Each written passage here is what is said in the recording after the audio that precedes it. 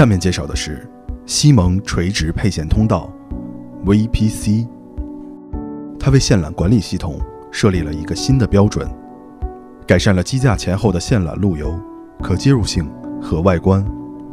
设计用于相邻机架间的单独的管理器 VPC 拥有标准长度，前面的铰链门可隐藏跳线路由，后面的管理器是为大捆的水平和主干线缆束准备的。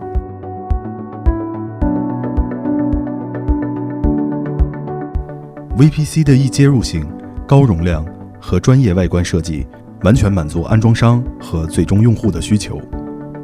垂直通道上，单个管理器的边缘都是圆形的，使得跳线可以准确无误地进出管理器，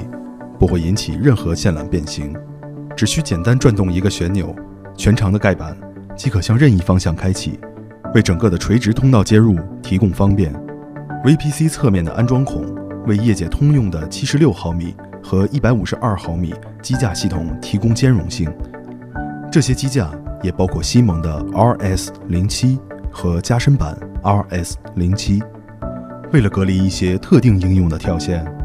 可在垂直通道里安装一些1/4转固定型管理器，背面的通道固定器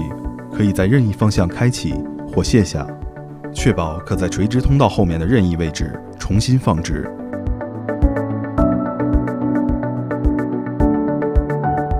VPC 可在极端高密度环境下完全侧面堆叠，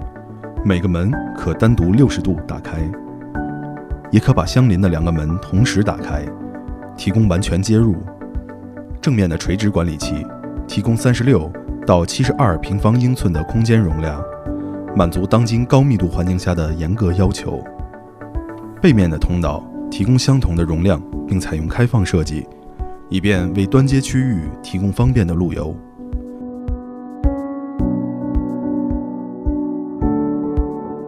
HCM 系列水平线缆管理器可以和西蒙 RS 系列开放式机架、VPOD 机柜以及其他19英寸标准机架、机柜配合使用，采用和 VPC 系列垂直线缆管理器一致的铰链式盖板设计，有1U、2U 和4U 多种规格备选。铰链式盖板装卸非常简便，可以上下双向开启，关闭后将跳线通道隐蔽地延伸到垂直线缆管理器，使整个跳接空间整洁美观。以上是西蒙理线器的介绍。